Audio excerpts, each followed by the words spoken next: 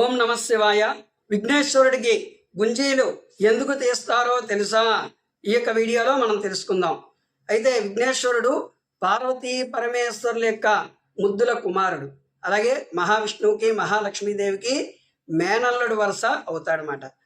అంతటి ముద్దుల మేనల్లుడు కాబట్టి ఒకనాడు విష్ణుమూర్తి వారు మేనల్లుడిని వైకుంఠానికి తీసుకుని వెళ్దాం సరదాగా అనేసి ఒకసారి వైకుంఠానికి తీసుకుని వెళ్ళాడు.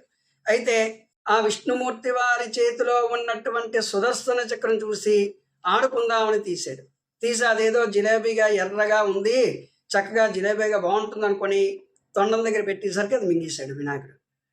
మింగేసరికి వెంటనే విష్ణుమూర్తి వారు అది చూసి, నాయనా ఈ యొక్క సుదర్శన చక్రం చూసేవా, నాకు చాలా పని ఉంది అనేసి అడిగిన వెంటనే ఆ వినాయకుడు ఏమన్నాడంటే, మావయ్య ఇదేదో జిలేబీగా ఉందనుకొని నోటి దగ్గర పెట్టుకుంటే లోపలికి వెళ్ళిపోయింది, కడుపులోకి వెళ్ళిపోయింది అన్నాడు. ఇదేమిట్రా నాయనా అనేసి అనుకుని వెంటనే ఎలాగైనా తీయించాలి అనుకుని వెంటనే అంతటి విష్ణుమూర్తి వారు కూడా ఈ రకంగా చెవులు పట్టుకొని అతను గుంజీలు తీయడం పైకి కిందకి గుంజీలు తీయడం ప్రారంభించాడు. అంత విష్ణుమూర్తి వారు కూడా నవ్విద్దామని నవ్వించేసరికి పకపక అని ఆ నవ్వు ఈ విపరీతంగా వినాయకుడు నవ్వి వెంటనే ఆ కడుపులో ఉన్నటువంటి సుదర్శన చక్రం పొలబారేసరి సుదర్శన చక్రం బయటకు వచ్చింది.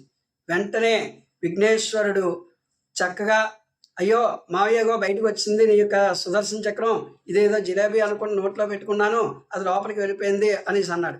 లేదు నాయనా, ఇది లోకరక్షణకై ఈ యొక్క సుదర్శన చక్రం అనేసి. దీని యొక్క అర్థం ఏమిటి అంటే, ఎవరైనా సరే ఎవరి దగ్గరైనా విఘ్నేశ్వరుడి దగ్గర లేనటువంటిది మన దగ్గర ఉన్నది అంటే అది గుంజీలు తీసే విధానం. ఆ రకంగా గుంజీలు ఎవరైతే తీస్తారో వారికి ఆ యొక్క విఘ్నేశ్వరుడు చక్కగా వరాలు ఇస్తాడనమాట. అందుకు ఆ రోజు నుంచి కూడా విఘ్నేశ్వరుడికి గుంజీలు తీసే ఈ రకంగా ఈ యొక్క పద్ధతి వచ్చిందనమాట. కావున ప్రతి ఒక్కరు కూడా విఘ్నేశ్వరుడి దగ్గర గుంజీలు తీస్తే మనం అనుకున్నటువంటి కోరికలన్నీ కూడా నెరవేరుతాయి సుమా. ఈ యొక్క వీడియో అందరికీ నచ్చిందా అనుకుంటున్నాను. కాబట్టి లైక్ చేయండి, షేర్ చేయండి, సబ్స్క్రైబ్ చేయండి. ప్రతి ఒక్కరికి కూడా ఇటువంటి విషయాలు తెలియాలి. ఓం నమ శివాయ.